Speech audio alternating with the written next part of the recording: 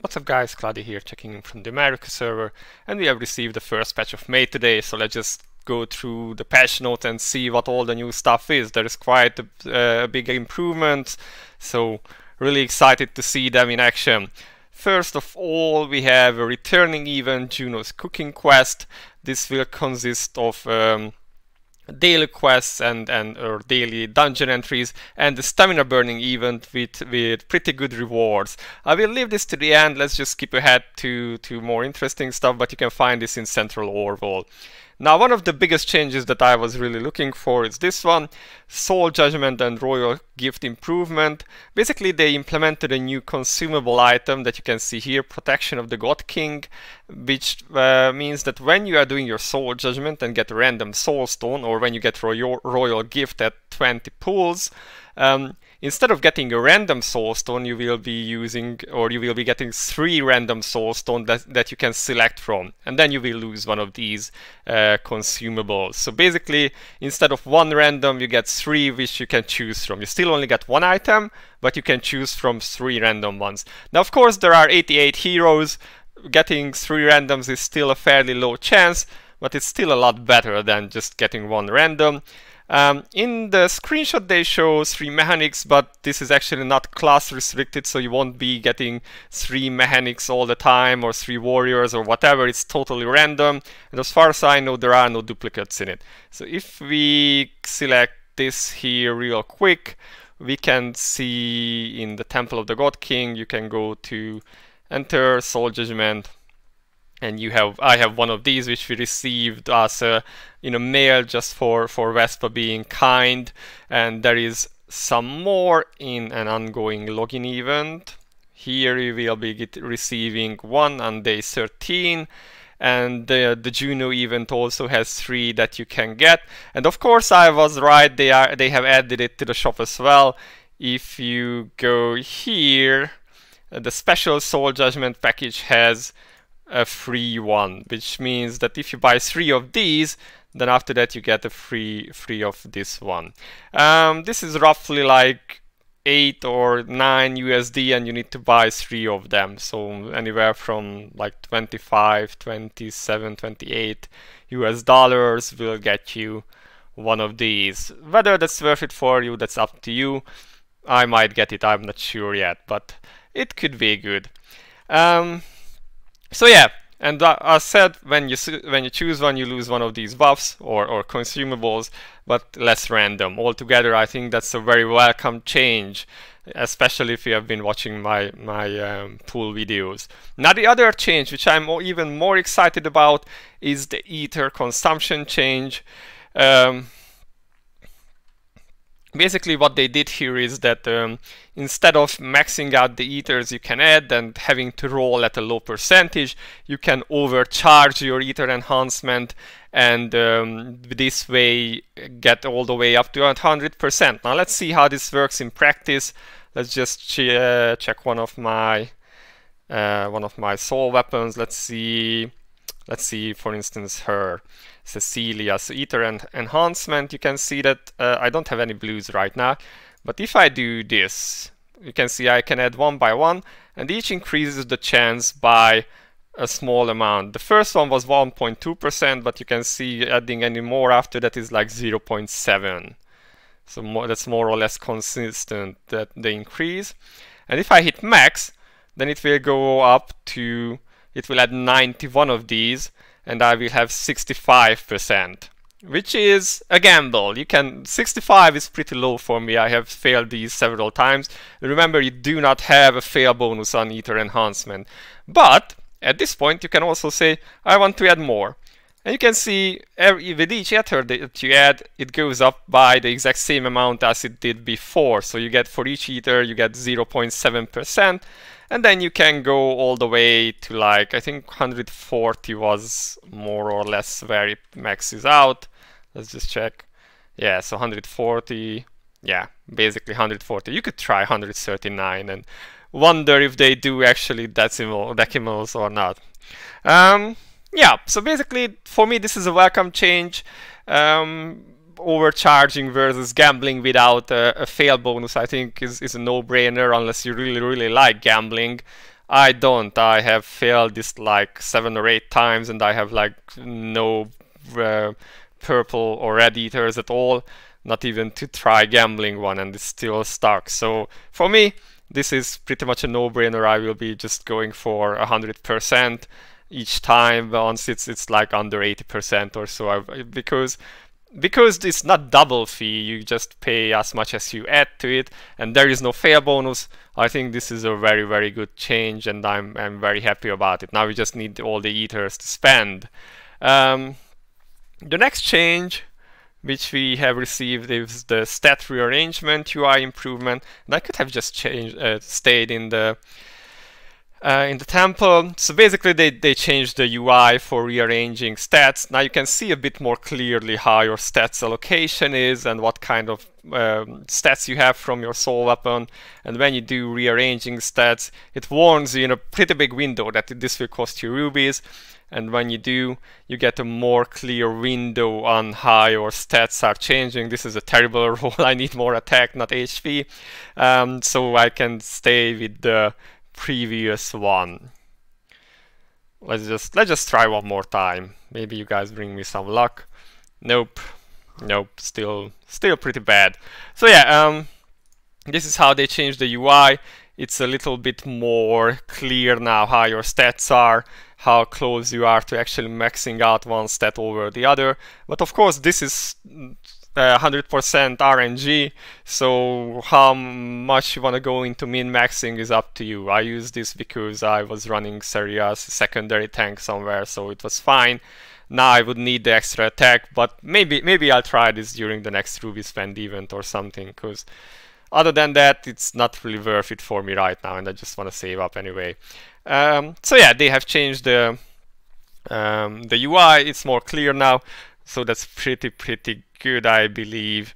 And you can see the stat changes that way. And as I said, they have a very big warning that this actually costs you rubies. Apparently, some people didn't see that.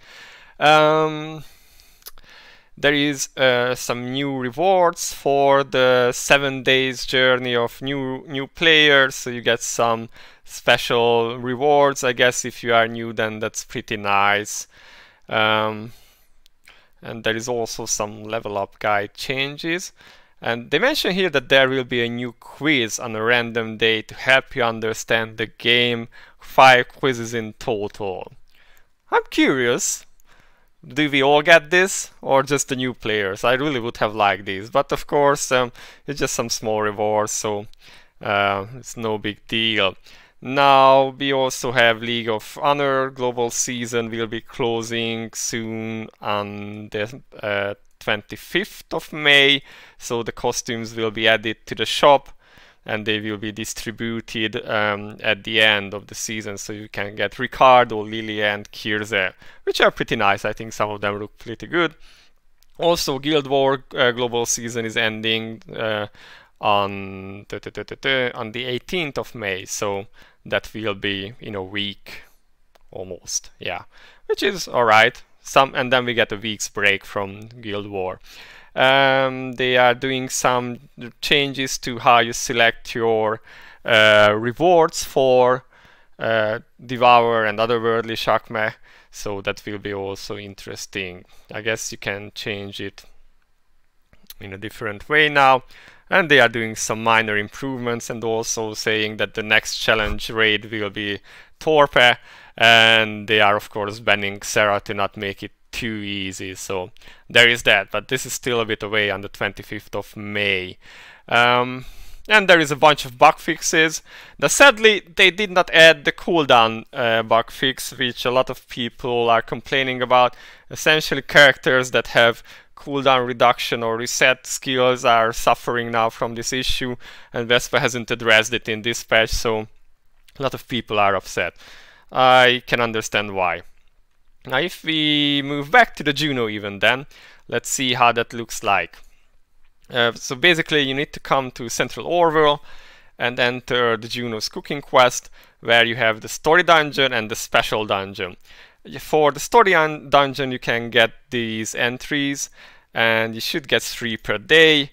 Once you have cleared all 3 on story mode, you will get, for each clear you will get like there is, I think, 30 for clearing it first time, and like 45 for, or no, 30 for clearing it once, and 40 for the first clear bonus.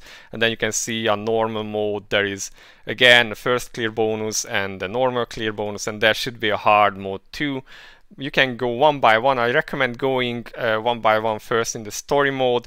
This will give you altogether 240 of these stew ingredients, and once you have cleared all the story dungeons once, you can go to the special dungeon, which is stamina based.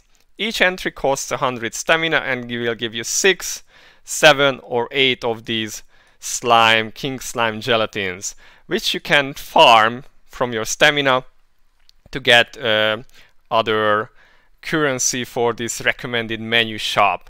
Basically, you can see that you can buy 3 of these with the daily stew ingredient coins that you get from the daily entries to the story dungeons.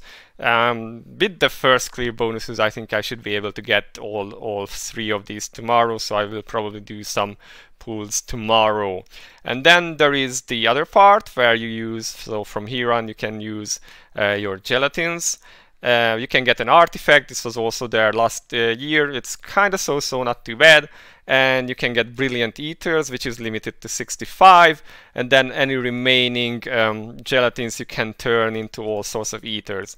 Now I've done some quick math on this. If you are clearing the highest difficulty one for 8 gelatins per 100 stamina, then this will cost you roughly 80,000 stamina to get all 100 eaters. So that's a lot of runs, but if you can run it on an emulator and you can clear it steadily, that's pretty nice. And then if you have stamina left, you can farm more of these, or whichever you really need. Probably these if you were failing them before like I was. Difficulty wise, I believe the first one should be fairly easy to clear for everyone. It's really low health, and the decent build DPS can do it. You have 4 heroes to bring. I was running a fairly low-key magic team with my Seria because she's my most build DPS, and she cleared all 3 difficulties very easily. But of course she's very well invested, so if you do not have a super invested DPS, then you might want to stick to this one, even if you can clear the higher level one, because fails will of course cost you time. It kind of depends if you have more stamina or more time to play or to farm. All in all, it's not a bad event, especially because eaters are so rare and so gated. I really recommend going for these if you can play continuously. Now going back to the patch notes, we have a Twitter event. Basically, it seems that we have now a King's Raid official Twitter page, and if you follow or retweet them, we can get some rubies. You don't need to like add anything of your in-game or anything. You just need to do this stuff, and everyone will get the rewards if we reach certain milestones. So if you guys use Twitter and don't mind doing this, then we can get some extra rewards, 1,000 rubies, some pools. All in all, not too bad. Of course, this is the challenge page. Okay, that's kind of weird. So this is the raid page. Now we have a new APK which you can install for your emulator. I will put the link into the description.